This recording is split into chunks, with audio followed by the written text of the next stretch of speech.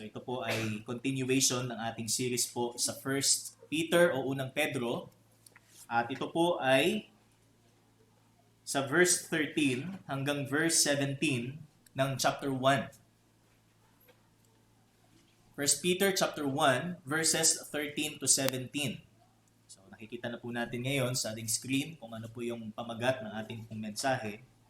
And matutunghayan po natin sa passage na ito kung ano po ang challenge, ang hamon sa atin regarding salvation. So we have studied salvation last Sunday and the other weeks na nagdaan. So ngayon, ano naman po ang hamon sa atin? Ano naman po yung makikita nating application sa atin pong pagkaalam sa kaligtasan? So ito po yung ating matutunghayan po ngayon pong umaga. So 1 Peter chapter 1 verses 13 to 17. So basahin po sa Tagalog. At tayo po ay magsitayo kung nakita na po natin sa atin po mga Biblia. 1 Peter chapter 1 verses 13 to 17. Unang Pedro po sa Tagalog. Kaya nga, ihanda ninyo ang inyong mga isipan para sa dapat ninyong gawin. Maging mahinahon kayo at lubos na umasa sa pagpapalang tatamuhin ninyo kapag nahayag na si Hesukristo. Bilang masunuring mga anak, huwag kayong umayon sa masasamang pagnanasa tulad ng ginagawa ninyo noong kayo'y wala pang tunay na pagkaunawa. Dahil ang Diyos na pumili sa inyo ay banal, dapat din kayong magpakabanal sa lahat ng inyong ginagawa sapagkat nasusulat, magpakabanal kayo sapagkat ako'y banal. Verse 17, walang kinikilingan ang Diyos. Hinahatulan niya ang mga tao ayon sa mga ginawa nila, at dahil tinatawag ninyo siyang Ama, mamuhay kayong may takot sa Kanya habang kayo'y nasa mundong ito. Amen. Purihin po ang Panginoon. So tayo po'y manalangin. Ama, salamat po sa umagang ito. Tunay na ito po ay sandaling mapagpala sa bawat isa. At patuloy po naming buksan ang aming mga tenga at patuloy naming ihanda ang aming po mga sarili sa katotohanan po na ihahatid po ninyo sa amin. At sa tulong at gabay ng Santong Espiritu o Diyos, lubos po naming maunawaan at patuloy na ipamuhay kung ano po ang nais po ninyong ipamuhay namin in view of your message, Panginoon. At ang inyong pong lingkod na gagamitin ay patuloy niyo pong itago lamang sa likod ng inyong pong kabanalan at ng inyong pong kapahayagang ito. Ikaw pong may taas sa lahat ng ito, Panginoon. Salamat po, purihin ka sa pangalan po ng iyong anak na si Jesus. Amen at amen. Tayo po'y makakaupo na. At ngayon makikita po natin, mga kapatid, na ang kaligtasan po na ipinabatid sa atin, ang kaligtasan po na ipinahayag sa atin ng banal na kasulatan ay hindi lamang intended na malaman po natin at ma-appreciate po natin. Kundi ang kaligtasan ito ay intended also para sa paglalapat. So that is also intended for our application. Kaya ang kaligtasan po is also calling us to live in accordance. Sa kaligtasang ito. Hindi lang po alam natin ang kaligtasan, hindi lang po na tayo po ay merong knowledge of the gospel or the good news, kagaya po ni Apostle Peter, kagaya po ng ibang mga apostol, kagaya po ng mga nauna sa ating tapat na naglingkod sa Panginoon. So, they are very eager, they are very, they have the courage to present the message.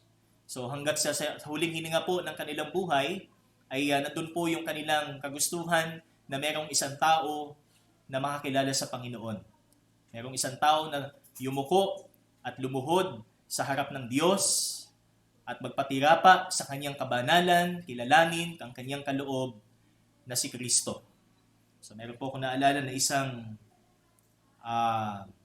man of God na ang kanyang last words, ang pinakahuling niyang sinabi bago siya nalagutan ng hinanga, isa pa para kay Kristo. So, isa pang soul para kay Kristo. Imagine, So, kahit siya po ay nandun na sa sitwasyong nag-aagaw buhay na, Pero ang nais pa rin niya, may isa pang kaluluwa na tumanggap sa Panginoon. So tayo mga kapatid, hindi pa man tayo nag-aagaw buhay ngayon sa biyaya ng Diyos, yun din ba ang ating pagnanais sa mga taong wala pa kay Kristo? So dito po nagre-reflect ang ating kaunawaan sa kaligtasang ipinagkaloob sa atin. So we have studied last Sunday the salvation, which is a tremendous reality. So ang kaligtasang talagang kamangha-mangha, ang kaligtasang talagang kay hirap arukin, dahil mula ito sa isipang hindi kayang arukin ng tao. At ito po ay ang kaisipan ng Diyos.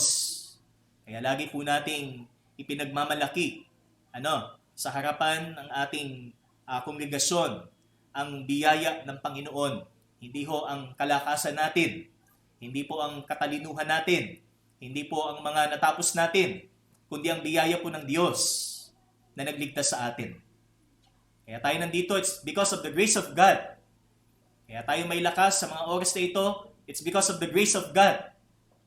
And also the motive, the fuel to present the Word of God is also because of the grace of God.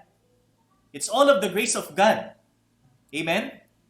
Lahat ito'y biyaya ng Panginoon sa atin. The privilege to speak, the privilege to live in accordance to the gospel is all of the grace of God.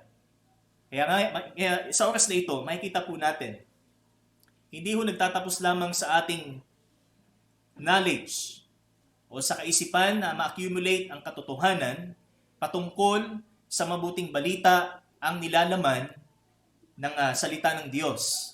But also, makikita po natin sa 1 Peter chapter 1 verse 13, yung ating pong binasa, meron po tayong tinatawag na application. So meron po tayong tinatawag na paglalapat kung paano po talaga natin may papakita na naunawaan po nating ganap ang kaligtasan ito. So salvation has two challenging interrogatories. First is what, and number two is how. Una, ano? At kung naintindihan na natin ano ang kaligtasan, paano? So that is the second. Paano mo ipapakita? Paano mo ipapamuhay ang iyong kaunawaan sa kaligtasan? It also has two moods. So itinatawag nating indicative, which means statement of fact. So ito yung nagpapahayag ng katotohanan. It declares what is the truth about the salvation that we have. Ano po? And also, imperative.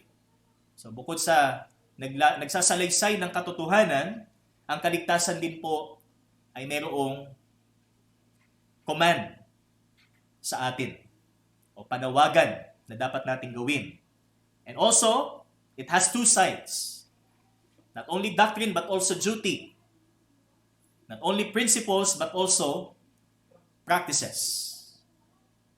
Kaya kung maalala po natin ang Romans chapter 1, sinabi po doon, the gospel, ano po sabi dito? In it, for in the gospel, the righteousness of God is revealed from faith to faith. So not only we know that faith comes by hearing and hearing by the word of God, not only that we know that by faith, tayo po'y maliligtas, but practically, mas makikita natin na ang pananampalataya ay buhat sa Diyos kung tayo nabubuhay alinsunod dito.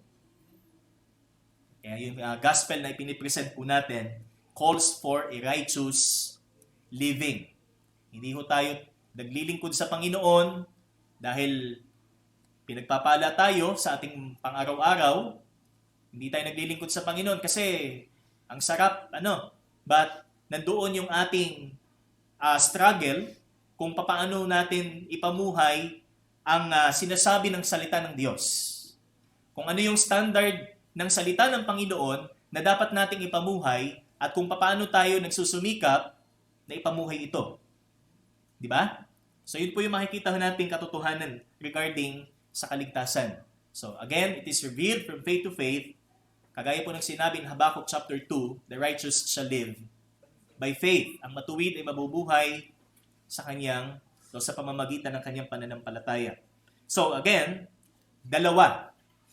Ang kaligtasan, not only doctrine, not only principles, not only statements, katotohanan, it also calls us to live in accordance sa lahat ng sinasabi o sinasaad ng kasulatan patungkol sa kaligtasan.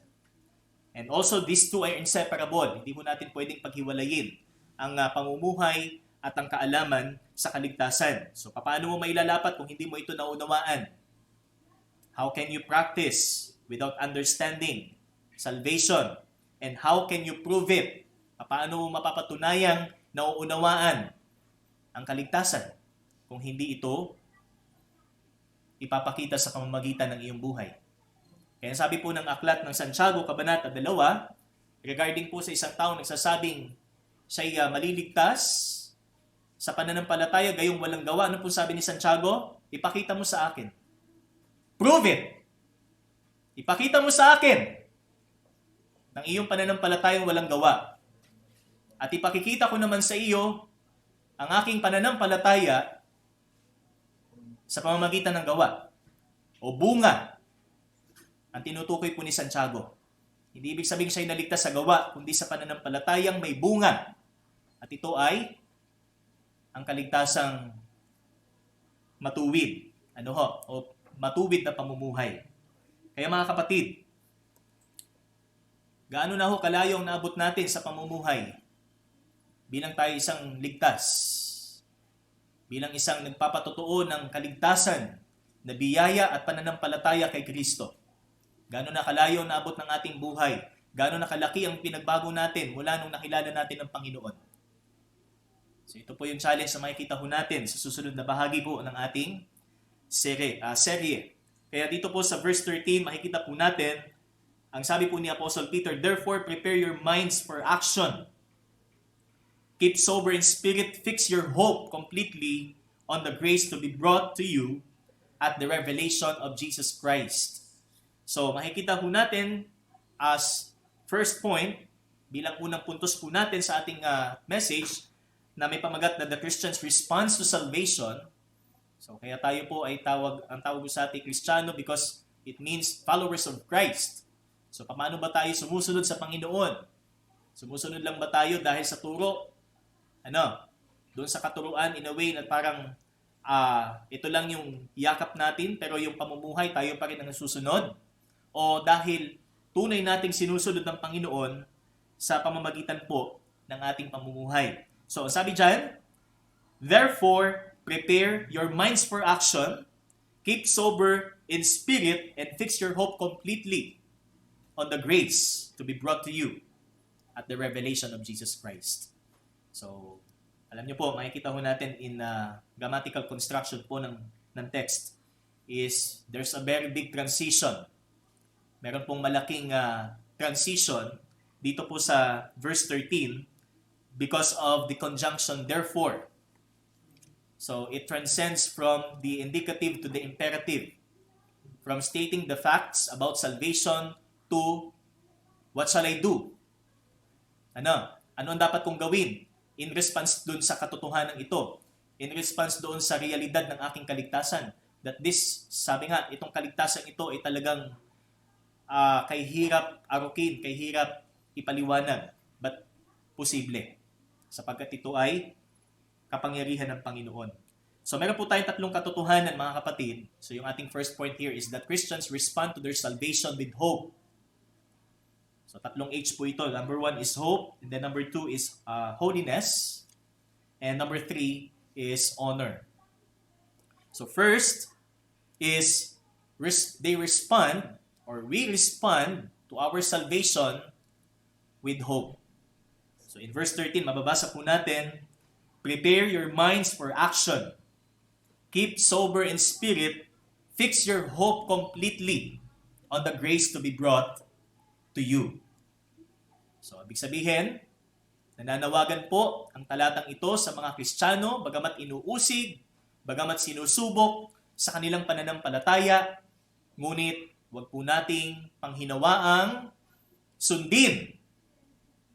Huwag po nating hayaan na ang ating pananampalataya ay unti-unting mabulag unti-unting masakop ng laman at ng mundo. Di ba? And first is our hope. Yung atin pong pag-asa, mga kapatid. Kaya sabi dyan, fix your hope. So this is the main thrust sa talatang ito. Fix your hope completely. And how? Paano natin i-fix yung hope na ito? At paano dapat natin unawain, intindihin po yung pag-asang ito? So ito po yung mga questions na pwede nating i-observe, or makita po dito po sa talata. So first, they respond to their salvation with hope. So the conjunction serves as a transition from the statement to application, from the indicative to the imperative. And the first thing to do is to fix our hope on the grace. So the text says, fix your hope completely on the grace. So the grace here is the same grace na kung saan ay nakapaloob po dito sa passage na ang sabi po dito is to be brought to you at the revelation of Jesus Christ. So mamaya, titingnan po natin yung salitang to be brought. Ano pong ibig sabihin? Ibig sabihin, wala pa itong grace na ito sa atin. Kasi kung ating babasahin, parang future ito Parang, ibig sabihin, hindi pa. Wala pa ito sa atin. Itong grace na ito. Pero mamaya, malalaman po natin ano po yung ibig sabihin ng statement po na yan. But sabi dyan, let us fix our hope completely on the grace. So hope, by the way, para makita po natin yung ibig sabihin po ng salitang hope, bagamat alam naman po natin ang ibig sabihin ay pag-asa sa Tagalog, it is a Christian virtue wherein we live expectantly to the grace in the future. So this is in the future sense. Diba? Hindi tayo naglilingkod sa Panginoon, hindi tayo sumasamba every Sunday para lang sa kasalukuyan. Meron tayong tinatanaw sa darating. Meron tayong aim. Meron tayong tinatanaw sa malayo. Hindi ho tayo tumatanaw lang sa kung ano yung nakikita natin sa paligid natin. Yun po yung description ng isang tao na mayroong kaligtasan. Kung siya'y ligtas, meron siyang pag-asa, meron siyang tinatanaw sa malayo. At ang tinatanong niya sa malayo is yung pagbabalik ng kanyang Panginoon. Okay? So sabi dito is, we live expectantly for the grace. Kaya, ang tanong po mga kapatid, tayo ba ay umuupo sa mga oras na ito with an expectation for the glorious appearing of Christ? For the second coming of Christ? Nasa puso ba natin yung pananabik na makita ang Panginoong Jesus? Ano kayang itsura ng sugat ng Panginoon? Ano ba talagang itsura ng Panginoon? Kasi meron pong depiction di ba? Ngayon, na sinasabing ito daw ang mukha ng Panginoon, but actually, hindi po ito ang larawan ng Panginoon. May pinagkunan ho yun. Pero yung talagang mukha ng Panginoon, it's still a puzzle para sa atin. Wala pa talaga tayong exact detail kung ano bang itsura ng Panginoon, kung ang bata ba niya ay malamlam, kung ang mata ba niya ay hindi malamlam, kung ang ilong ba niya ay matangos, ay malamang po matangos yun, Kasi alam naman natin ang mga Hudyo, kung titingnan po natin sila. Sabay matangkad, sabay maputi, so hindi natin alam.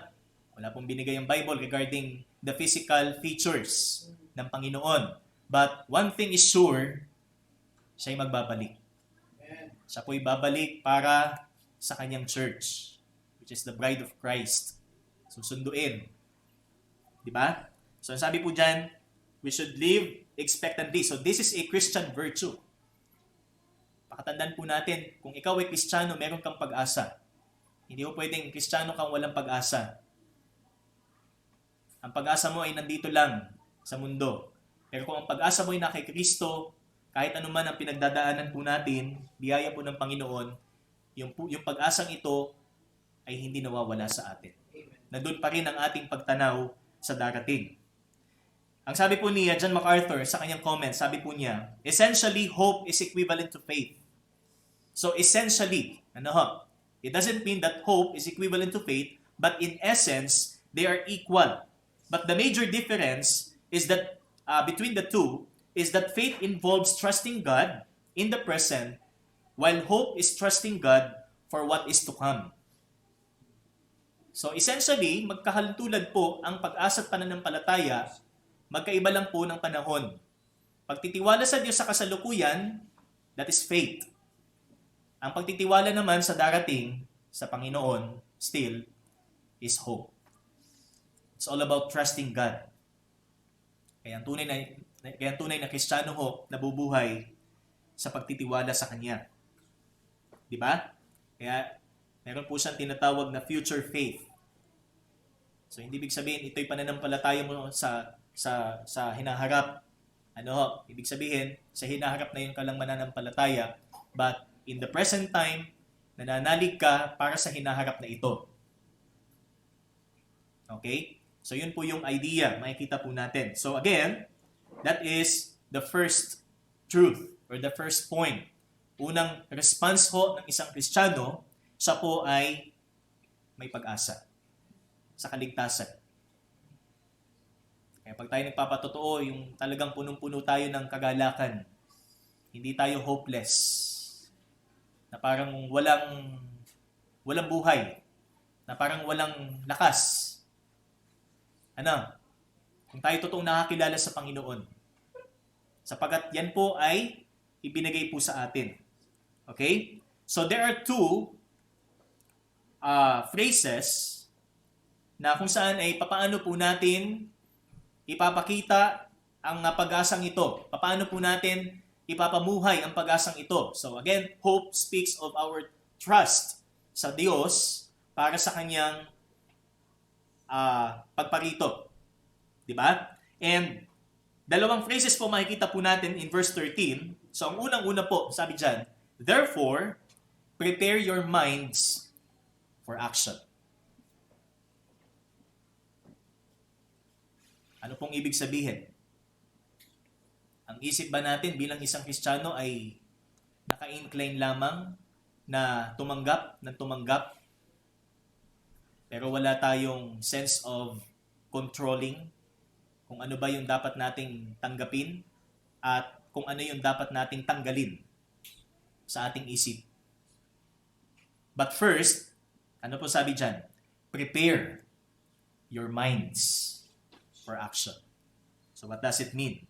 Ang ibig sabihin po nung prepare here is to gird up the loins of your mind. So sa Greek word, ang ibig sabihin po nito is to gird up the loins of your mind.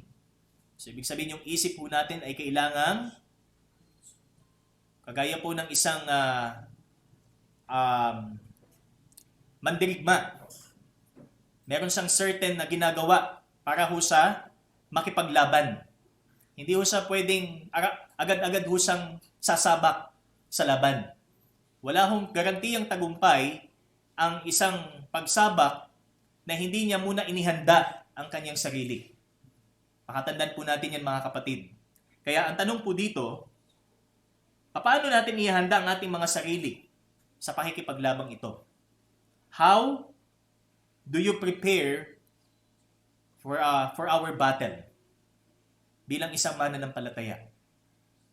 Sa pagsisimula pa lamang ng umaga, paano natin ihanda ang ating sarili sa pagsabak natin sa maghapon? Alam natin na bilang isang Kristiyano, nandun ulit ang mga pagsubok.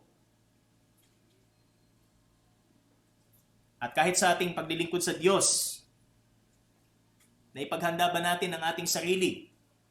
O inihanda ba natin ang ating sarili bago tayo sumabak sa pagmimisyon, for example, sa paghahatid ng mabuting balita? Kaya sabi dyan, by preparing our minds for action, girding up the loins of your mind. So bago tayo sumabak, kinakailangan nandun ang ating preparation. Kailangan muna nating tumigil ng panandalian at ihandang mabuti ang ating mga sarili para po sa pakikidigma, para po sa ating pamumuhay sa pananampalataya. Katulad po, as a illustration, katulad po ng isang gumagamit po ng baril.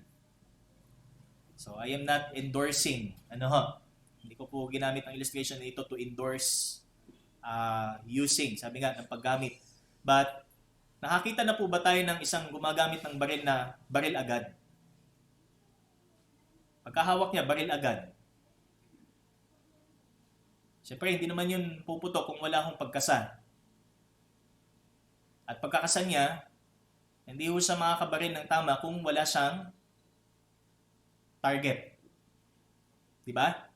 So, merong certain target, merong certain way how to, how to shoot. Paano niya gamitin, paano niya iputok. Hindi lang yung basta putok lang. Hindi ang mangyayari dyan, indiscriminate ang ating pagputok. At meron tayong masasaktan, meron tayong madadamay. So again, brothers and sisters, makikita po natin that in this part ng ating pong buhay bilang isang Kristiyano, hindi ho pwedeng ang paglilingkod natin ay walang direksyon. Hindi ho po pwedeng yung ating pagsabak sa giyera is bahala na kung sino ang masaktan, bahala na kung sino ang madamay. But we prepare our minds because we have the hope. Meron tayong pag-asa.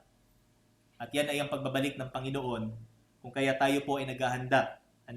So, the first command involves the mind. So, hindi po pwedeng labas ang ating kaisipan pagdating sa pamumuhay sa kaligtasan. Pagdating doon sa pagtanaw natin sa pagbabalik ng Panginoon, hindi po pwedeng hindi kasama po ang ating isip. Without cinching up the loins of our mind, we would be weak and dull. Tayo po ay magiging mahina at walang gana. Walang buhay sa ating paglilingkod. Kung hindi natin iingatan mabuti kung ano ho ang ating ipinapasok sa ating isipan. Ihanda natin kung ano po ang tamang dapat ilapat sa ating isip para tayo po ay maging maayos sa ating pong paglakad bilang isang Kristiyano. So in Ephesians chapter 6 verse 14, sinasabi po dito, one of our gears in battling against the enemy is having girded your loins with truth. Let us gird our minds with truth. So that is the way na sinasabi po, preparing our minds for action. So yun po yung first, mga kapatid, regarding fixing our hope. Kasi kung ang pag-asa ho natin bilang isang Kristiyano is hindi ho nakabase kay Kristo, hindi po nakabase sa salita ng Panginoon. So, ibig sabihin, may problema po sa ating isipan. Baka ho iba ang laman. Hindi ho natin pinaghandaan. Hindi natin ginerd hindi natin ginerd yung ating mind para po i-fix ho natin sa Panginoon yung ating buhay. Kaya it calls for discipline. Nananawagan po ng pagdidisiplina ng ating isip. Ang sinasabi po ni Apostol Pedro patungkol sa kaligtasan. Hindi ho tayo basta ligtas lamang. Kailangang ingatan po natin kung ano po yung ipapasok natin sa ating isip. Yung ating nababasa, yung ating nakikita, yung ating naririnig. Amen? Yun po ang sinasabi mga kapatid. So first, by preparing our minds for action. So stand firm therefore in Ephesians 6:14, having girded your loins with truth. Now, paano po tayo naghahanda sa buhay na ito? Kung alam mong ligtas ka, paano mo inihanda ang iyong sarili? Are you preparing? Naghahanda ka ba o hindi? Ang isip ba natin ay pinaghahanda natin sa paglilingkod? Sa pananampalataya? At ano ang takbo ng ating isip habang tayo nasa laban? So how is your mind going? Sabi nga, when the battle ongoing, when the battle goes on, kung nagpapatuloy po ang laban, ano ho ang tumatakbo sa isip natin? Ano ho ang sitwasyon ng ating kaisipan o lagay ng ating kaisipan? Tayo ba'y papalayo na sa Panginoon? O tayo ba ay eager na ipagpatuloy ang buhay bilang isang ligtas? Okay? So that is the first phrase, how to fix our hope on the grace. So, paano po natin pananatilihin ang pag-asang ito sa atin at nakatuon sa biyayang ihahayag sa atin? So, kailangan po nating higpitan ang tali ng ating kaisipan. Okay? So, yun po ang first. Preparing our minds for action. So, actually, ito po ay halo po sa isang pangyayari po in the Old Testament na kung saan is kapag sila po ay talagang in a hurry situation o kapag sila po ay nasa sitwasyong kailangan nilang magmadali. So sila po ay nag-gather ho nung robe. Nagbibigkis. Okay? Yun po yung idea na makikita ho natin. So para mabilis, agad silang makaresponde. So yun po yung idea ng salitang preparation. Hindi lang ho basta tayo gagaor. Hindi ho tayo basta kikilos agad. Kailangan nating paghandaan. Ay nakasaba ka na sa laban. Ay nasaan na yung aking armas? Nasaan na yung Bible ko? Yan, nakapunta ka na ng malayo. Nakalimutan mo ang Biblia mo. Di ba? So let us prepare. Be prepared. Mga kapatid, kung totoo nating naunawa ng kaligtasan, alam natin, sabi nga, ang isip natin is nakakalimot. Alam niyo po, ako po, nararanasan ko na po yan ngayon. May kukunin ako dito sa kwarto. So dito ko naisip, dyan, for example, dyan ako nakatayo. May kukunin ako sa kwarto. Pagpasok ko po doon sa kwarto, hindi ko na alam yung kukunin ko. Nakakalimutan ko na kung ano yung kukunin ko. So, alam niyo po mga kapatid, ganun ho kadaling makalimot. Kung ang ating aasahan po is yung ating sarili. But, the Word of God calls us, nananawagan po ang salita ng Panginoon sa ating huwag nating kalimutan. By the grace of God, hindi natin malilimutan. Humingi po tayo ng karunungan sa Panginoon. Di po ba? Kasi nakakaya naman, pupunta tayo sa isang lugar na kailangan po natin ng dala-dala. Alam nating armas natin, ay nakalimutan po natin. O di kaya, bago tayo pupunta sa isang lugar, nakalimutan natin panalangin. Panginoon, ingatan mo po kami. Nakatapos ka ng kumain, Panginoon. Nakalimutan mong manalangin ng pasasalamat sa Panginoon. So, sabi nga, mga simpleng bagay po, pero ipinapaalala po sa atin. Okay? So, again, how do you prepare for the battle? How do you prepare for the life that you are in being a Christian? So, paano mo ipinaghahanda ang iyong isipan? Kaya, it's a matter of what contains. Ano ba ang nilalaman ng iyong isip sa mga oras na ito? Ano ba ang tumatakbo sa isip mo sa mga oras na ito? Mahirap kasi yung tayo nakaupo. Diba ang tumatakbo sa isip natin? So, para tayong double-minded in James chapter 1, unstable in all our ways. Nakikinig mo ang sermon, ang mensahe, pero ang isip natin wala sa church. Ang isip natin nasa bahay. Ang isip natin nasa problema. So prepare our minds for action. Next, by keeping sober in spirit, also in the text, sabi dito, keep sober in spirit. Not only preparing our minds to live in view of the glorious appearing of our Savior, so hindi lang po makikita natin dito kung paano po natin i-fix yung pag-asang ito sa pagbabalik ng ating Panginoon, and as well as the resurrection of our bodies. Ito po yung kalakip na pangako ng sinasabi pong grace po dito.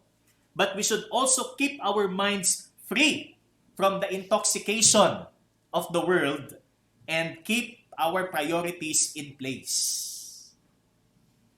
So ano naman pong ibig sabihin ng sober or keep sober? Ang ibig sabihin po mga kapatid, kasi this is sobriety actually, ang ibig sabihin, to have the clarity of mind and discipline of heart so as not to be subject to the allurements of our flesh and our surroundings. So kailangan po ang isip natin hindi lang handa, kailangan ang isip natin ay klaro. Tayo po ay alarmed sa kung ano po ang pwedeng maging banta sa ating pananampalataya. Hindi ho basta tayo tanggap ng tanggap lamang. Hindi natin namamalayan, ito pala yung bumubulag sa atin. It allures us. Dahan-dahan. At magulat na lang tayo sa darating na araw. Okay? So to live in this world is undeniably intoxicating, isn't it? Talagang ang mabuhay po sa mundong ito ay talagang masasabi po nating intoxicating. Lalo't kung hindi po tayo nakakilala sa Diyos. But by the grace of God, makikita po natin, dahil sa kalooban ng Panginoon at sa biyaya po ng Panginoon, we're able to keep sobriety. In 1 Peter chapter 5 verse 8, be of sober spirit. So this is a command. Once again, be of sober spirit. Kailangan pong ang ating isip ay hindi ho basta-basta lamang nag-ooperate. Kailangan ang operation ho ng ating isip is nakaayon po sa Panginoon. Nakaayon po sa ating pananampalataya. So be of sober spirit, for the devil prowls around, seeking whom he may devour. Kaya ngayon mga kapatid, makikita ho natin, regarding sobriety or being sober-minded, what are your priorities in life right now? Ito ba ay properly arranged? From number 1 to number 10, kung 10 ito. From number 1 to number 5, kung 5 ito. So, what are your priorities in life right now? Kung ikaw ay nakakilala sa Panginoon. Kung tunay mong nauunawaan ng kaligtasan at meron kang pag-asa sa muling pagbabalik ng Panginoon, ano ang unang prioridad mo ngayon? Ano ang number 1 sa iyo ngayon? Pastor, ang gusto ko lang ay nasa maayos lahat. Ano? Nasa maayos lahat. Pero paano kung ang kaayusang ito ay hindi mangyari? Yung kaayusang minimithi mo ay hindi mangyari. So paano na ang prioridad mo bilang isang Kristiyano? Yung ina-anticipate mo na mangyari sa iyong buhay at hindi nangyari, so paano na magiging tingin mo sa Panginoon? Paano na yung magiging tingin mo sa pag-asa kay Kristo? Nasaan ang pag-asa mo? Di ba? So again, kumusta ho yung ating prioridad? Pag araw ng linggo, sinong una? Pagising sa umaga, sinong una? Ang tanong, Pastor, hindi sino ano? Lagi na nating sinasabi ito sa ating message. Ano po? Ano yung una nating dinadampot pagbangon sa kama? Ano yung madalas nating hawak sa maghapon? Sino yung madalas nating naririnig sa maghapon? Tinig ba ng Panginoon ang naririnig natin o tinig ng ating sarili? So, this is some kind of evaluation, mga kapatid. And Actually, kung titingnan po natin mabuti, this is a basic. This is a fundamental sa ating pamumuhay bilang isang Kristiyano. Bagamat simpleng bagay pero malaki po ang impact nito. Kung paano po natin tingnan ang katotohanan na ang Kristong ating pinaglilingkuran, na ang Kristong ating sinasampalatayanan ay darating. At hinihintay natin. So first, prepare our minds. So kailangan meron pong preparation, paghahanda ng ating isipan. At bukod sa paghahanda po, kailangan po nating panatilihin na ang ating isip po is meron pong tamang judgment sa bagay-bagay. Meron pong tamang kaisipan. And controlled. Kasi yun po yung ibig sabihin ng sobriety. Hindi lang po malinaw sa atin kung ano ang tama, kung anong una. Kailangan, sabi dito, is tama din po yung arrangement ng ating mga prioridad. Kasi ang Panginoon ang nabigay sa atin ng karunungan kung ano po ang dapat nating unahin at kung ano po ang tamang pagsasaayos ng mga prioridad na ito. Kagaya po ng mga lingkod ng Panginoon sa buhay po ni Apostol Juan, ano po ang sabi niya sa Aklat ng Pahayag 22 verse 20? In view of the revelation of Christ. Ano po ang sabi? He who testifies to these things says, yes, I am coming quickly. The Lord Jesus is speaking. I am coming quickly. And John said, Amen. Come, Lord Jesus. So ano magiging sagot natin, mga kapatid? Na sinabi ng Panginoon, yes, I am coming quickly. What will you say? Amen. Amen. He is coming. Di ba? He is coming soon. Because He said, I am coming quickly. Malapit na. But the question here is, sabi nga, bilang tao, kailan? Because sabi nga, naisulat po ito less than 2,000 years ago na. Pero quickly, ang sabi ng Panginoon, 2,000 years na, halos, wala pa rin ang Panginoon. Oh. So, nandun yung pagiging tao po natin, yung pagkainip. Pero sa kalendaryo ng Diyos, ang sabi niya, malapit na. So, yun po ang ating panghawakan. Kung ano po ang itinakdang panahon ng Panginoon, mapamalapit mat malayo sa paningin natin, pero ang sabi niya, malapit na. Okay? Kaya pag sinabi ng Biblia, darating siya, what will you say? Amen. So be it. Certainly. Come, Lord Jesus. So another question. Kailan natin dapat sabihin yung sinabi po ni John na come Lord Jesus? Kapag tayo po ay overwhelmed sa kaligtasan o kapag tayo ho ay nasa gitna ng kahirapan. Panginoon, dumating ka na, bumalik ka na, Panginoon. Sabi nga, but either way, makikita ho natin, hindi ho nito mababago yung ating pag-asa. Hindi nito mababago yung biyaya ng kaligtasan. Iisa ho ang tinatalo ho natin. Okay, brothers and sisters, as the text says, let us fix our hope completely at the grace. By preparing ourselves, our minds, and by keeping ourselves sober. Yung ating isip. Hindi ho tayo allured ng mundo.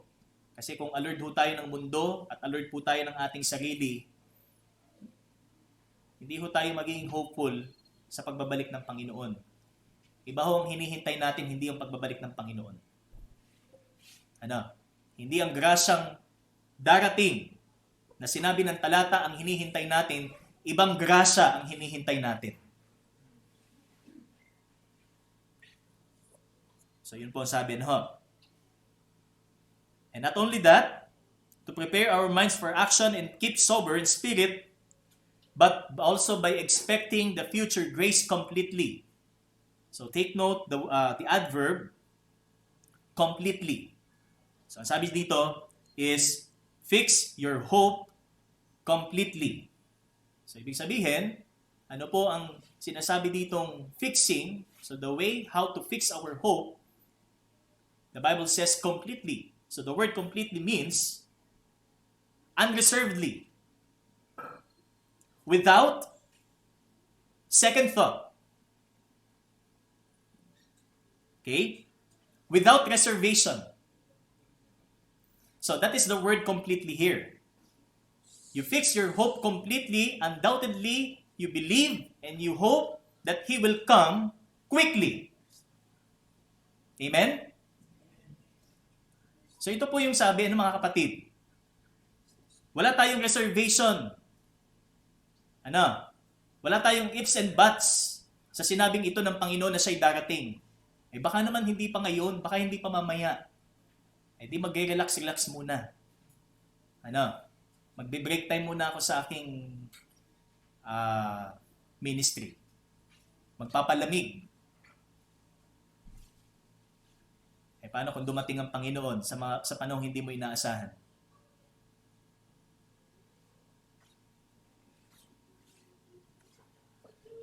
Without second thought. So hindi natin matatawag na pag-asa ang pagdating ng Panginoon kung mayroon tayong second thought sa pagbabalik na ito. Okay? So believers who prepare their minds appropriately and maintain it clear to anticipate the Lord's coming will push through their hope in the fullest sense. And the future must be taken as if it is already happening. Alam niyo po, pang hinaharap, yung word na ginamit po dito, so that the word to be brought, so fix your hope completely on the grace. So definite, article ang ginamit, and this grace is to be brought. So, kung titingnan po natin this is a future, pero alam niyo po sa Greek, construction po ng statement po na ito, ang ibig sabihin po nito is a future event of a present reality.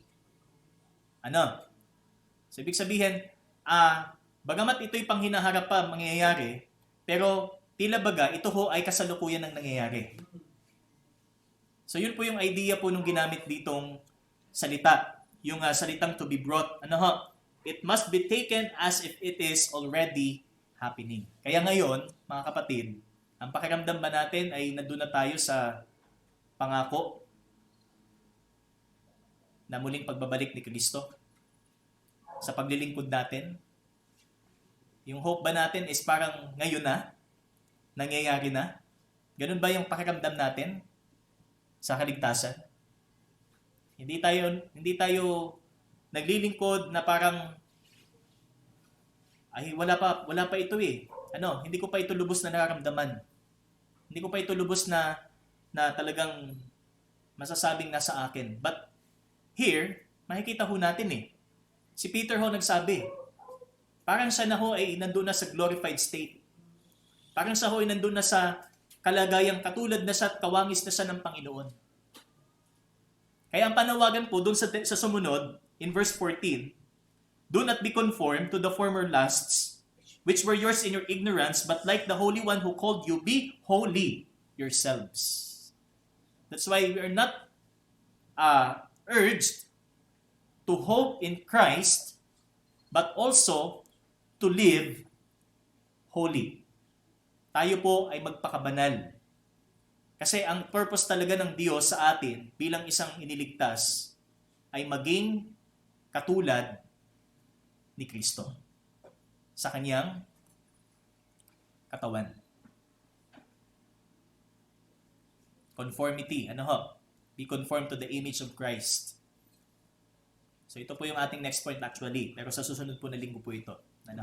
Kalooban po ng Panginoon. Kaya again, brothers and sisters, in verse 13, makikita po natin Let us prepare our minds for action and keep sober in spirit. Fix your hope completely on the grace to be brought to you at the revelation of Jesus Christ. So in view of the second coming of the glorified state that awaits sa bawat isa sa atin, fix our minds that He will come soon. Amen? Amen.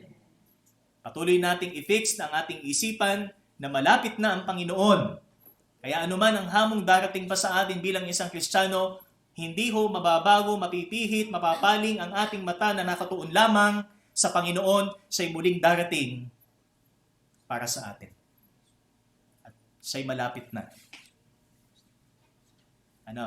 Malapit na. Baka sabihin natin, niloloko mo naman kami, Pastor, malapit na eh. Tagal na yung sinasabi. Ang Diyos ho ba'y nagluloko? Ang Diyos ho ba'y nagbibiro sa sinabi niyang ito na malapit na siya?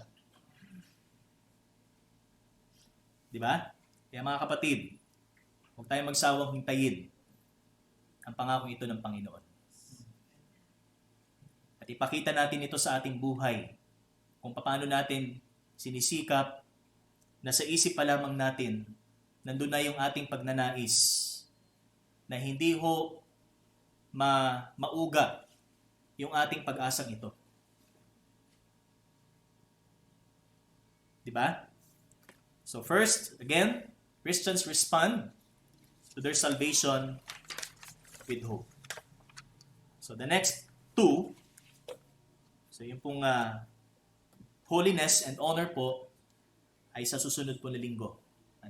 So there are two other responses pa po na dapat nating ipakita sa kaligtasan. So tayo po ay manalangin. Yes, Lord, maraming pong salamat. Salamat sa iyo pong kaligtasan. Truly na ang kaligtasan ito ay transforming and enabling, Panginoon, upang ang isang iniligtas ay mamuhay ng karapat-dapat sa iyong paningin. And first, sinabi po ng iyong salita na kami po ay mabuhay ng may pag-asa. At may pakita po namin ang pag-asang ito sa kung paano po namin ingatan ang aming isip na hindi po unti-unting bulagin ng mundo at ng aming laman ang amin pong isipan o Diyos. At i-prioritize po namin ang tama kung ano po ang dapat naming unahin o Panginoon.